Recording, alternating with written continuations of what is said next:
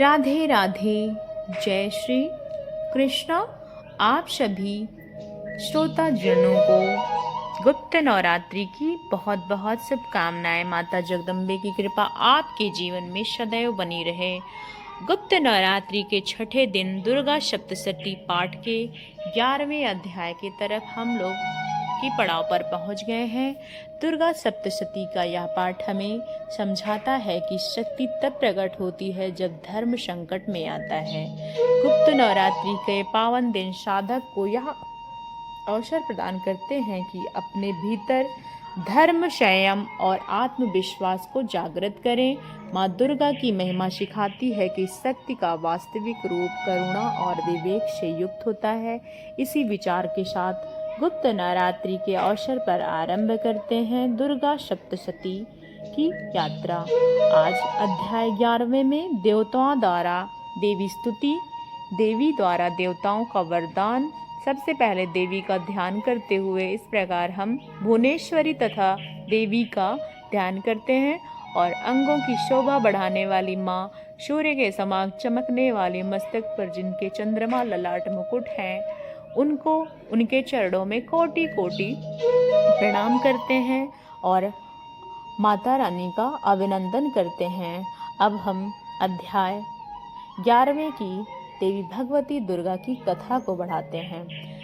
ऋषि ने कहा, देवी के द्वारा महादैत्यपति शुम्भ के मारे जाने पर इंद्र आदि सभी देवता अग्नि के आगे करके उस कात्यायनी देवी की स्तुति करने लगे। उस समय अभीष्ट वर की प्राप्ति जाने के लिए मुख कमल चमक उठे थे और उनके प्रकाश से दिशाएं भी जगमग हो रही थीं। सभी देवताओं ने कहा, हे शरणागत की पीड़ा दूर करने वाली देवी, अब आप प्रसन्न होइए। संपूर्ण जगत की माता प्रसन्न होइए। विश्वेश्वरी, विश्व की रक्षा करने वाली, हे देवी, आप चराचर जगत की अधिशास्त्री देवी हैं, क्योंकि पृथ्वी रूप में आप स्थित हैं। हे देवी, आपका पराक्रम अलंघनीय है।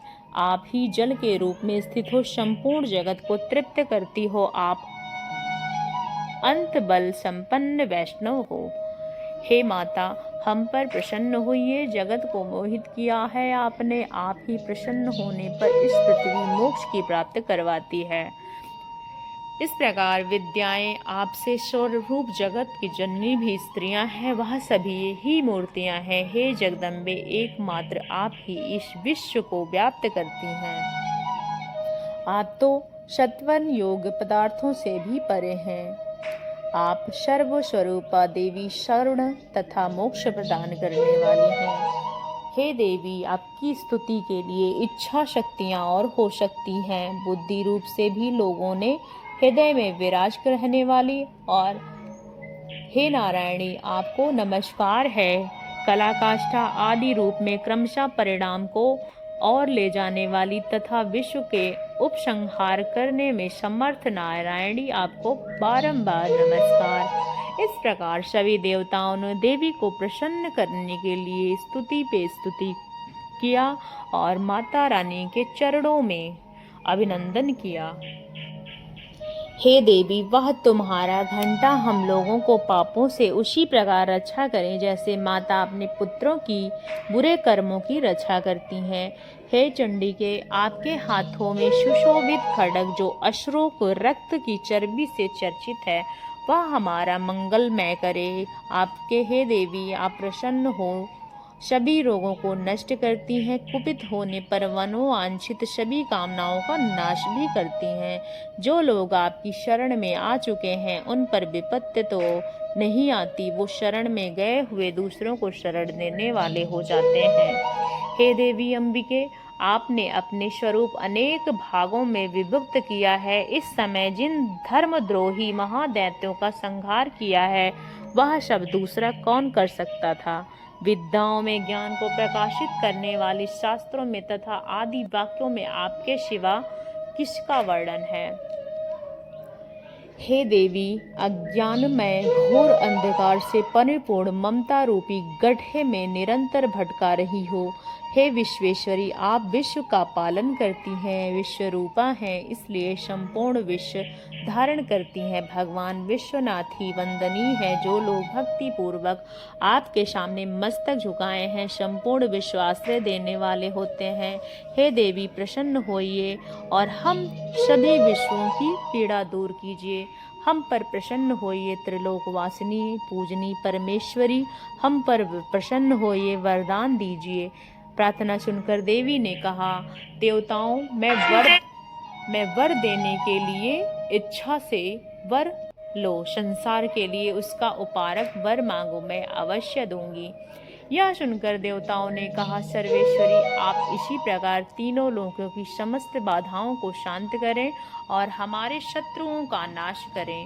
हे देवी, देवी ने कहा, दैत्यों के वैवस्वत मनवांतर के 28वें युग में शुंभ और निशुंभ का नाम 2 अन्य महादैत्य उत्पन्न होंगे।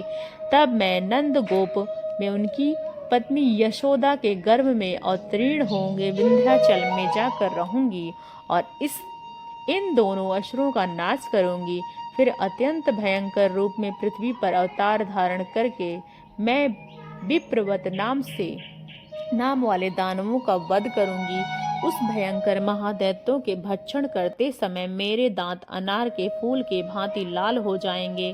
तब स्वर्ग में देवता और मृत्युलोक में मनुष्य सदैव मेरी स्तुति करते हुए मुझे रक्तिदिका कहेंगे। पृथ्वी पर 100 वर्षों के लिए वर्ष रुक जाएगा और पानी में अभाव हो जाएगा। उस समय मुनियों का सतवान और पृथ्वी के रूप में प्रकट हो जाऊंगी और 100 वर्ष नेत्रों की मुनियों में देखूंगी। अब मनुष्य शताक्षी के नाम से मेरा कीर्तन करेंगे।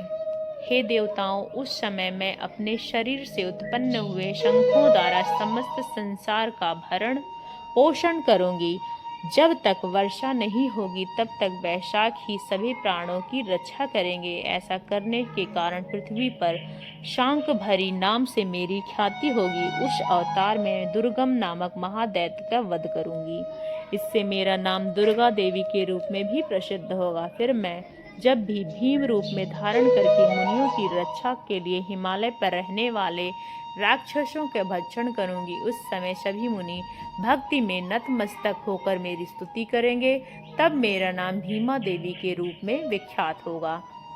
जब अरुण नामक दैत्य लोगों में भारी उपद्रव मचाएगा तो तीनों लोक में हित करने के लिए 6 पैरों वाले असंख्य भ्रमरों के रूप में धारण करके उस महादैत्य का वध करूंगी। मैं उसी समय लोक भ्रमरी के नाम से चारों ओर मेरी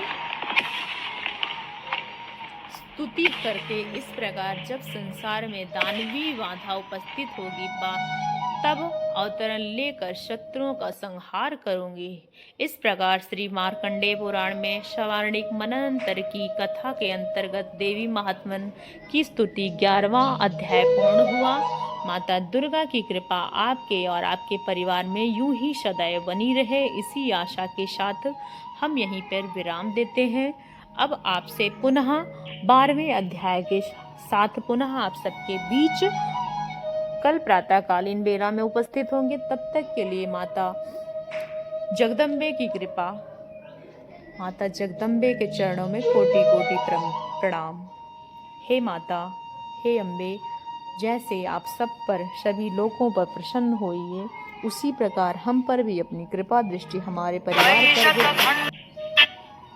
इसी आशा के साथ हम अपनी कथा को यहीं पर विराम देते हैं।